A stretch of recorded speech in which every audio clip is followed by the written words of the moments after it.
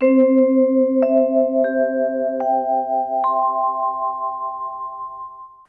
श्रीमद् भागवत महापुराण वेदव्यास जी महाराज के द्वारा रचित है। इस ग्रंथ की विशेषता नारायण ये है, जिस दिन आपके चित्त में ये संकल्प होगा कि हम भी कभी जजमान बनकर के कथा सुनेंगे, उसी दिन आपके हृदय में ठाकुर जी आकर के कैद हो जाएंगे। देखो भाई, सुनने के संकल्प से ठाकुर जी कैद हो जाते हैं और सुनने के बाद ठाकुर जी नाचने लगते हैं। और क्या, अब ये तो बोलने का ढंग है ना। सुनने के संकल्प से कैद हो जाएंगे, आ तो जाएंगे, मुस्कुराएंगे कब, नाचेंगे कब, जब सुन लेंगे। सुनने के बाद वह नृत्य करने लगेंगे। इसलिए महाराज शुश्रूभिस्तक क्षणा शब्द का सुनने की इच्छा मात्र से ये वेद रूपी कल्प वृक्ष का पका पकाया फल है। हमारे महाराज जी तो कहते हैं, निगम रूपी कल्प वृक्ष के पास एक महात्मा गए। कल्प वृक्ष ने पूछा क्या चाहिए? बोले अद्वैत दे दो, कहा ले जाओ। भगवत पाद शंकराचार्य भगवान। और एक महात्मा पूछे आपको क्या चाहिए? बोले द्वैताद्वैत चाहिए। बोले ले जाओ। किसी को कहा विशिष्टाद्वैत चाहिए। बोले ले जाओ। जो जो मांगा जिस आचार्य ने दे दिया। एक दिन हमारे घूमते घूमते सुखदेव जी महाराज पहुंच गए। पूछा आपको क्या चाहिए? बोले हमको कुछ भी नहीं चाहिए। उनको लगा कि ऐसे विरक्त महात्मा आए हैं कल्प वृक्ष को और बिना लिए ये पहुंच जाएंगे तो ठीक नहीं है। महाराज गृहस्थ का धर्म है, कोई अतिथि आ जाए तो खाली हाथ न जाए, चाहे मीठी वाणी लेकर ही जाए, पानी पिला के भेजो, खाली हाथ नहीं भेजना चाहिए। बोले आतिथ्य सत्कार नहीं होगा। तो कहा इनको चाहिए नहीं तो कुछ दें कैसे? महाराज एक काशी में एक महात्मा थे, वो कुछ नहीं मांगते थे, सच्ची घटना है, कुछ नहीं मांगते थे किसी से भी, और बड़े विरक्त वेदांत का चिंतन करते थे। भिक्षा मांगकर खा लेते थे और अन्न के अलावा कुछ लेना देना नहीं, भूख लगे तब। एक दिन महाराज उनको भिक्षा के समय भूख नहीं लगी, मधुकरी के समय, और जब भूख लगी नहीं, शाम को 4 बजे लगी लगभग भूख, तो सोचे अब कहाँ जाएं। तो काशी में एक ऐसा घाट है जहाँ दिन भर मुर्दे जलते हैं, और जब मुर्दा जलाया जाता है, मणिकर्णिका घाट है वो, तो वहाँ मुर्दे जलाए जाते तो संस्कार करने पिंड दान होता है, तो पिंड बनाए जाते हैं। तो पिंड पड़े थे सीढ़ी पर, तो उन पिंडों को उठाया, सीढ़ी साफ करके तैयार किया, मुर्दे की लकड़ी लेकर सेकने लगे उसमें टिक्कड़। तब तक अन्नपूर्णा मैया ने देखा, तो भगवान शंकर को बोली कि देखो ये तुम्हारा भजन करता है तो खाने का ठिकाना नहीं है, अगर मेरा भजन करता तो मैं इतना माल देती, अन्नपूर्णा हूँ कि संभाल नहीं पाता, खूब माल देती इनको। भगवान शंकर ने कहा ये कुछ लेता ही नहीं तो मैं दूं कैसे, मैं चाहता हूँ कुछ ले ले। बोले नहीं देना होता है तो ऐसे ही बोला जाता है, अरे किसी को दिया जाए और कुछ ले नहीं। भगवान शंकर ने कहा तुम ही दे करके आओ। तो माँ गई वृद्धा का वेश बना करके, बाबा रोटी बना रहे थे, एक टिक्कड़, हमारे यहाँ पकड़ी भाषा में रोटी को टिक्कड़ बोलते हैं, तो एक टिक्कड़ तैयार हुआ, तो माँ ने हाथ जोड़ करके कहा बाबा भूख लगी है, तो बाबा ने दे दिया रोटी। और रोटी देने के बाद दूसरा 2 ही टिक्कड़ थे, जब दूसरा तैयार हुआ तो माँ ने कहा मेरा पति भी है, वो भी भूखा है, तो वो भी रोटी दे करके टिक्कड़ हाथ झाड़ कर बोले चल भैया आज खाने का टंटा मिटा। खाने का भी टंटा मिटा, रोटी गई। तो माँ भगवती प्रसन्न हो गई और प्रसन्न होकर प्रकट हो गई और कहा कि बरम ब्रूहि बर मांगो। तो बाबा ठहाका मार के बोले ओ भिखमंगी मैया, तूने मेरी मरगट की रोटी मांग ली और कहती मुझे से मांग, जा अपने खसम को खिला, पहले तेरा खसम भूखा बेटा, जा उसको खिला, मेरे को कुछ भी नहीं चाहिए। माँ को लगा कि ऐसे लोग भी हैं, और महाराज हैं ऐसे लोग जिनको कुछ चाहिए ही नहीं चाहिए। चाह गई चिंता मिटी, मनवा बेपरवाह, जिसे कछु न चाहिए वो ही साहंसाह। जब तक अभी मांग है, चाहे किसी भी चीज की क्यों न हो, तो हम भिखारी हैं। जिस दिन जीवन से मांग चली जाएगी उसी दिन शाहनशाही आएगी जी। तो हमारे श्री विरक्त शिरोमणि सुखदेव जी महाराज शाहनशाह है, इनको कुछ नहीं चाहिए, किंतु इनको लगा कि महाराज ऐसा विरक्त महात्मा आया और ये बिना कुछ लिए जाए ठीक नहीं, तो कहा कि क्या करें, तो जो अपना पका पकाया फल था, गलितम फलम, जो पका पकाया फल था, और द्रव संयुतम का अभिप्राय न उसमें गुठली न छिलका, त्याज जंस कुछ नहीं, भागवत में त्याज जंस कुछ भी नहीं है। इसलिए बल्लभाचार्य जी महाराज ने लिखा है, अपने बोपदेवाचार्य जी महाराज का है वो, महाराज जी ने सुनाया है, बोपदेवाचार्य जी महाराज का स्कंधे अध्याय वाक्य प्रकरणे, स्कंद अध्याय महाराज वाक्य प्रकरण श्लोक अक्षर एक भी इसका त्यागने लायक नहीं है, एक भी इसका त्याज्यंश नहीं है। द्रव संयुतम माने रस संयुतम, केवल रस रस ही इसमें भरा हुआ है। क्या करें, बोले इसको पीवत भागवतम, भैया इसको पियो, इसको सुनो मत, आत्मसात करो। पीना माने आत्मसात कर लेना, जो हम पी लेते हैं वो आत्मसात कर लेते हैं। कितनी बार पिए, बोले बार बार पियो। कब तक पिए, आलयम मृत्यु पर्यंतम, आलयम मोक्ष पर्यंतम। अरे भाव को, अरे ऋषि को, ये रस आपको यहीं मिलने वाला है, दूसरी जगह मिलने वाला नहीं है। अब बताया हमारे श्री वेदव्यास जी महाराज ने कि परमात्मा के क्षेत्र में, नैमिष क्षेत्र माने अनिमिषक क्षेत्र है ये परमात्मा का क्षेत्र, वहाँ हमारे महात्मा इकट्ठे हुए, ये यज्ञ कर रहे थे। और इस यज्ञ में जो समय बचा, तो एक दिन प्रातःकाल स्नान आदि करके, यज्ञ आदि करके देखा कि श्री सूत जी महाराज आए।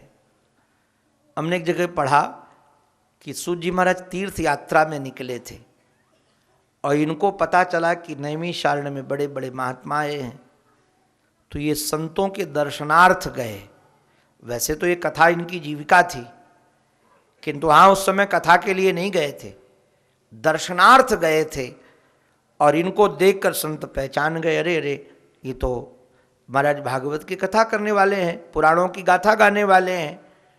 तो उनको व्यासपीठ पर बैठाल कर कहा कि तुमने इतिहास पुराण पढ़े हैं, धर्मशास्त्र पढ़े हैं, अनिष्पाप हो, यानि वेद विदाम श्रेष्ठो भगवान बादरायण, आपने सब ग्रंथों से पढ़े हैं, आप सब ग्रंथों के जानकार हो।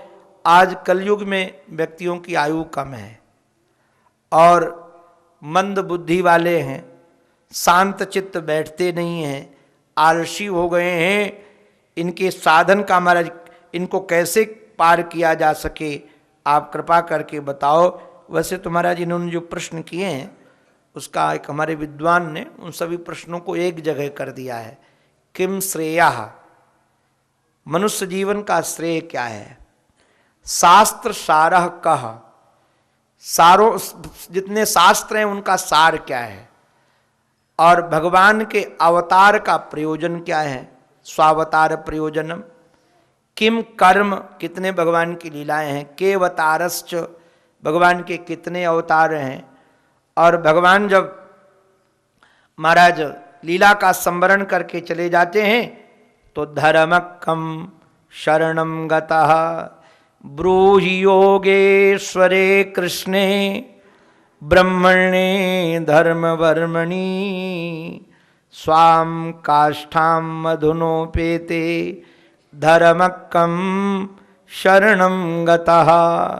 आप कृपा करके बताइए। तो वेदव्यास जी महाराज कहते इस प्रश्न को सुन करके, इति संप्रश्न, महाराज ये सम्यक प्रकार से प्रश्न सुन करके महाराज विप्राणाम रोमहर्षणी, ये ब्राह्मणों के द्वारा किया गया प्रश्न, विप्रों के द्वारा रोमहर्षणी, अर्थात जिनको कथा कहते कहते नाम तो है ही, किंतु कथा कहते कहते जिनको रोमांच हो जाए, प्रतिपूज्य वचस्ते शाम, उनकी वाणी का सम्मान करके और प्रसन्न चित्त होकर कथा कहना प्रारंभ किया। किंतु 2 श्लोकों में पहले अपने गुरु जी की स्तुति कीजिए, बहुत रसीले हैं। एक में तो गुरुदेव का विरक्त दर्शन है, ऐसा विरक्त दर्शन कि पिताजी पीछे से पुत्र पुत्र पुकार रहे हैं किंतु मुड़ करके देखा नहीं। अच्छा, कई बार लोग विरक्त हो जाते हैं किंतु दूसरों के काम के नहीं हैं। ऐसे विरक्त महाराज किसी से बात ही न करें, किसी से बोले ही नहीं, किसी की देखे ही नहीं। किंतु ये कैसे हैं? बोले जो अपनी स्थिति में तो हैं, किंतु अखिल श्रुतियों का जो सार है, ऐसा जिन्होंने अध्यात्म दीप जलाया है। और क्यों जलाया? बोले संसारिणाम करुणया, संसारियों पर करुणा करके गुरु महाराज पुराण, जो गुह्य पुराण है, उसको प्रकट किया है। ऐसे जो हमारे गुरुदेव हैं, तम व्यास सूनुम, जो वेदव्यास जी महाराज के सूनु हैं, पुत्र हैं, ऐसे गुरुदेव के चरणों में बारंबार हमारा वंदन है।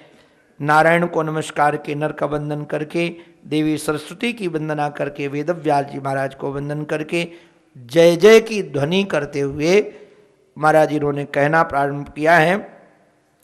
सवई पुंसाम परो धर्मो यतो भक्ति रधोक्षजे, परम धर्म वह है जिससे हमारे जीवन में भगवत भक्ति का प्रादुर्भाव हो जाए। और वासुदेवे भगवती भक्ति योग प्रयोजिता महाराज जनयत्यासु वैराग्यम ज्ञानम च तदहेतुकम। एक और भी रशीली बात कही, जिस पुरुषार्थ से भगवान के चरणों में रति उत्पन्न न हो, प्रीति उत्पन्न न हो, वह श्रम एव ही केवलम, वह केवल श्रम ही श्रम है और कुछ नहीं। अगर भक्ति उत्पन्न नहीं होती है, धर्म का जो उपयोग किया गया है वह अर्थ कमाने के लिए नहीं, जीवन को सुचारू रूप से चलाने के लिए। अर्थ का प्रयोजन संग्रह के लिए नहीं है कि बस कमा कमा के रखते जाओ। अर्थ का प्रयोजन है कि इंद्रिय के निर्वाह के लिए वस्तु का संग्रह करना, वस्तु आदि लेना, इंद्रियों को महाराज चला, शरीर को चलाने के लिए इंद्रियों को भोग देना। तो काम का क्या प्रयोजन है? इंद्रिय तृप्ति। बाबा उससे इंद्रिय तृप्ति नहीं होगी। देखो भाई, आज तक तो किसी की इंद्रियां तृप्त हुई नहीं है और किसी की होने वाली भी नहीं है। अभी नवम स्कंद में परसों बैठ करके देख रहा था, गजब है नवम स्कंद भी। हम लोग सप्ताह कथा में तो उस पर ध्यान नहीं दे पाते हैं, किंतु बेजोड़ है ययाति का चरित्र। ययाति ने अपने ज्येष्ठ पुत्र से महाराज जवानी मांगी, छोटे ने दिया। अपनी जवानी तो भोगी ही भोगी, अपने बच्चे की भी जवानी भोगी, किंतु उसके बाद भी वैराग्य नहीं हुआ। इंद्रियों की बकरा बकरी की कहानी सुनानी पड़ी जी, बकरा बकरी की कहानी सुनाकर वैराग्य की चर्चा करनी पड़ी। इंद्रियों की तृप्ति भोग से नहीं होगी, विचार से ही होगी और संयम से होगी। आप सोचो, इनको भोग देते रहेंगे तो वैराग्य हो जाएगा।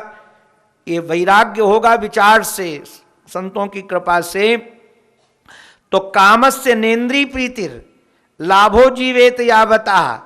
तो क्या महाराज इसका उपयोग है? जीवन चलाने के लिए। तो जीवन किस लिए है? बोले जीवस्य तत्व जिज्ञासा। जीवन का एकमात्र प्रयोजन है तत्व जिज्ञासा हो जाए। और तत्व जिज्ञासा नाम किसका है?